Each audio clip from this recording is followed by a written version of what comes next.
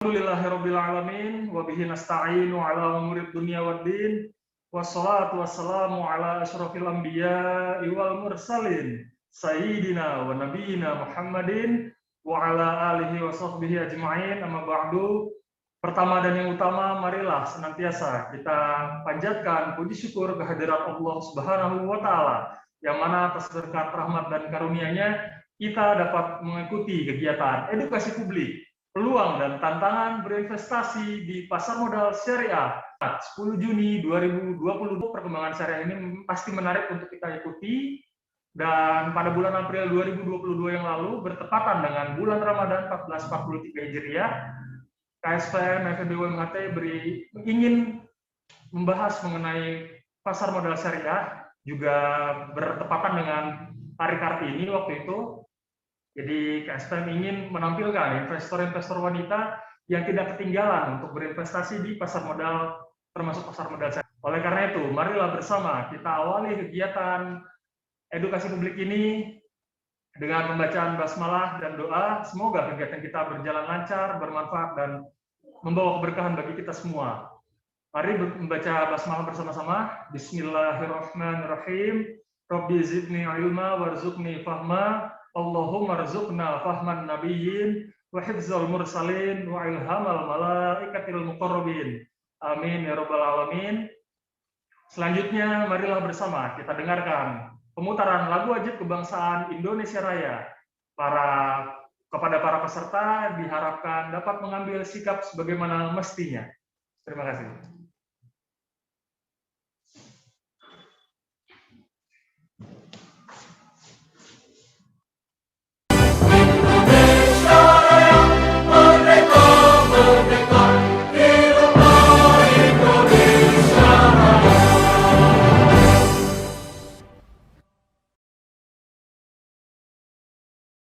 Menginjak ke acara selanjutnya, yaitu marilah bersama kita dengarkan sambutan yang akan disampaikan oleh Wakil Rektor Universitas Muhammad Husni Tamrin kepada Ibu Susiana Dewi Ratih. Dengan segala hormat, kami mohon kesediaannya untuk menyampaikan sambutan. Kepada Ibu, dipersilakan. Baik, terima kasih Mas. Pertama-tama saya sampaikan terima kasih dan selamat datang atas perkenan dari narasumber kita yang wow, ini ya saya senang banget kita dapat kedatangan tamu dari Bursa Efek Indonesia, Bapak Dery Yustria SEMBA. Terima kasih Pak sudah mau hadir untuk memberikan edukasi kepada kita semua. Ya, pagi hari ini saya menyampaikan penghargaan yang setinggi-tingginya kepada KSPM ya selaku pemerakasa untuk acara edukasi hari ini, karena memang salah satu tugas dari KSPM adalah memberikan edukasi kepada publik terkait apa saja kegiatan yang kita lakukan di pasar. Mungkin yang dikhawatirkan beberapa pihak gitu ya, bahwa ini pasar modal ini begini ya, investasinya begini. Nah, ini ada investasi yang syariah yang berkaitan dengan tentunya kita bisa mengharapkan sesuatu yang membuat ketenangan buat orang yang melakukan investasi di pasar modal, terutama kalau dia mengikuti pada syariat Islam, misalnya seperti itu. Jadi, tapi ini pemahaman saya mungkin nggak banyak, makanya saya ingin dengar nih Bapak Dery ya terkait dengan bagaimana terkait dengan tantangan untuk investasi di pasar modal yang terkait dengan pasar modal syariah ini. Silahkan mendengarkan karena edukasi ini sangat penting untuk menyebarkan pemahaman kita mengenai investasi, mengenai pasar modal, mengenai bursa efek dan lainnya, karena kita berada di dalam lingkungan yang baru, di dalam situasi yang baru. Investasi itu bisa dilakukan melalui pasar modal, dan tentunya salah satu yang menjadi ini terkuat adalah Bursa Efek Indonesia. Baik, demikian yang bisa saya sampaikan. Selamat mendengarkan, selamat belajar ya, karena ini edukasi penting. Semoga semua berjalan dengan lancar. Selamat Bapak, monggo silahkan Pak Dery bisa memberikan semua pemahaman yang dan pengetahuan yang perlu kita ketahui terkait dengan pasar modal syariah ini. Marilah bersama kita dengarkan penyampaian materi yang akan disampaikan, dipaparkan oleh narasumber kita Bapak Dery Yustria. Kepada Bapak Dery dengan segala hormat kami persilakan. Terima kasih Ibu Susi dan seluruh Sivitas Akademika Universitas MH Tamrin. Ini juga satu kehormatan bagi saya bisa ketemu Ibu dan Bapak-bapak serta teman-teman sekalian dari Universitas MH Tamrin. Kita tahu di industri pasar modal, analis-analis hebat itu lahir dari Universitas MH Tamrin. Jadi sebenarnya ini justru kehormatan bagi saya dan semoga analis-analis syariah muncul dari kampus ini juga. Karena memang pasar modal syariah kita baru boleh dibilang sebenarnya sudah berdiri tahun 97 itu sudah ada. Tetapi kebangkitannya baru terasa di tahun 2010 dan sekarang baru satu dekade kebangkitan pasar modal syariah. Sekarang kita agak sedikit pede. Kita bilang bahwa world-based Islamic capital market itu di Indonesia bursa. Tetapi nanti di masa yang akan datang, ketika teman-teman lulus, semoga teman-teman nanti justru jadi bagian dari perusahaan-perusahaan yang punya layanan syariah, gitu ya, menjadi analis syariah pertama, gitu ya. Kalau bisa yang paling banyak sederhananya seperti ini. Ibu Bapak, ini alhamdulillah sungguh sangat mengejutkan bahwa ternyata, gitu ya, Islamic Finance Country Index ranking, gitu ya, sekarang Indonesia ini lompat jadi urutan pertama. Yang biasanya kita urutan 5-6, kita kelas menengah lah boleh dibilang gitu ya. Tetapi sekarang jadi urutan pertama. Kayak ini peluang buat teman-teman, industri syariah kita berkembang. Gitu ya. Sedangkan yang bisa membuat ini sustain, ya sebenarnya adalah sumber dayanya. Makanya teman-teman kalau misalnya mau, gitu ya, boleh dibilang nggak nganggur, gitu ya, masuk ke dua industri ini. Makanya teman-teman untuk yang sisi syariah ini sangat bermanfaat buat teman-teman. Dan kalau misalnya teman-teman orang lain udah punya WPPE tapi nggak ngerti syariah, nah ini bisa jadi be the different Anda, gitu ya. Ini diferensiasi Anda. Jadi menurut saya kalau mau kompetisi lebih baik sedikit lebih beda daripada sedikit lebih baik. Sayang sekali kalau dari teman-teman di sini ada yang belum mulai investasi syariah.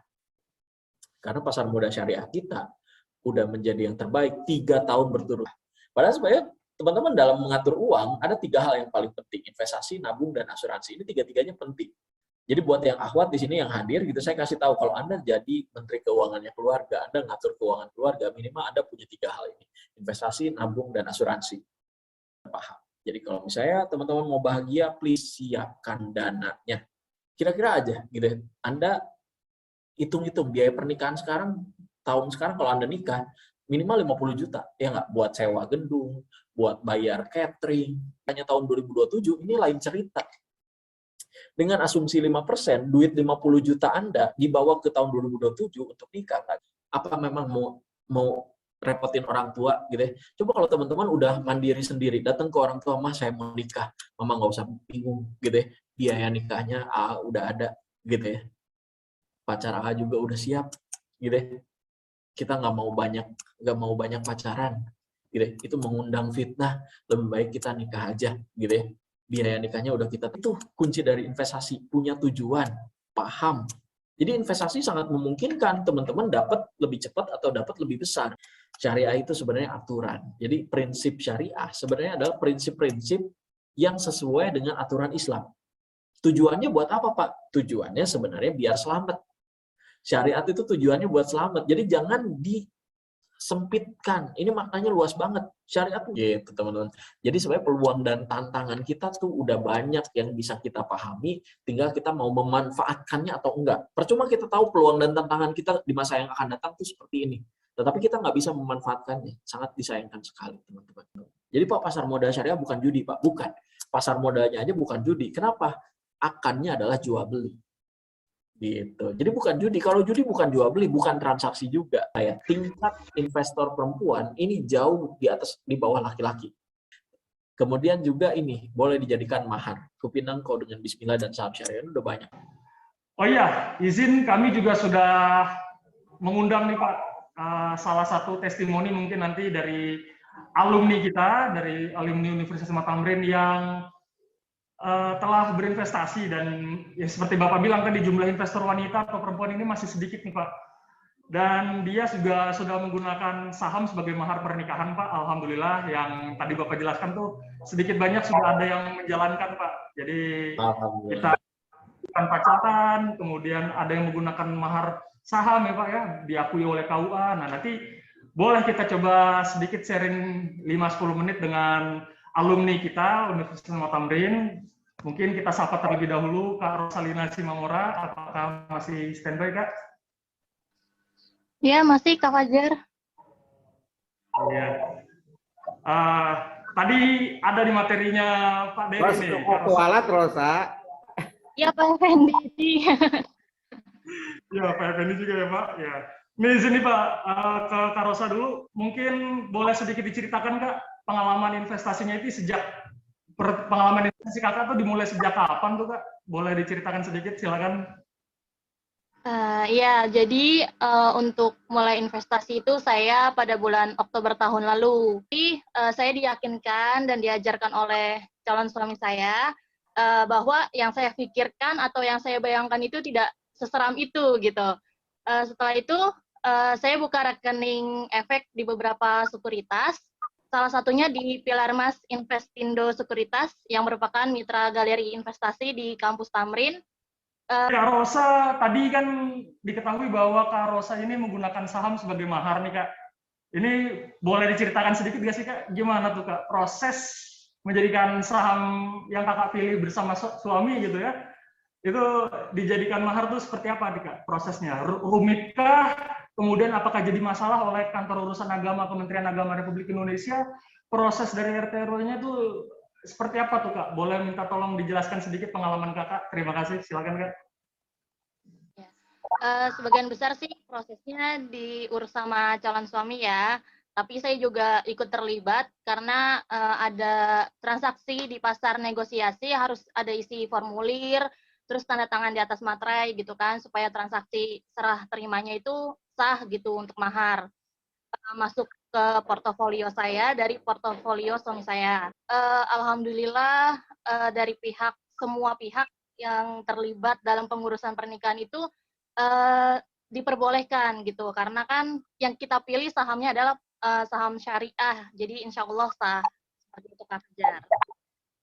Iya, sah ya, Kak ya. Berarti dari KUA, Kementerian Agama nggak ada yang mempermasalahkan, diakui sebagai mahar gitu ya, karena mungkin juga punya nilai sebagai harta.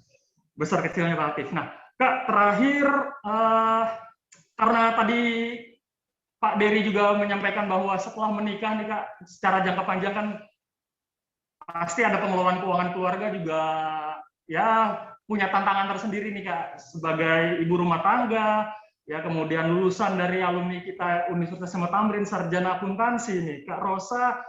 Bagaimana sih kesepakatan ataupun pengelolaan keuangannya bersama dengan suami sehingga pengelolaan keuangan keluarga Kakak ini mudah-mudahan tetap adem ayem, rukun, kemudian terkelola dengan baik nih, Kak. Boleh tahu sedikit nggak, Kak, pengelolaan keuangan keluarga Kakak ini seperti apa? Silakan, Kak.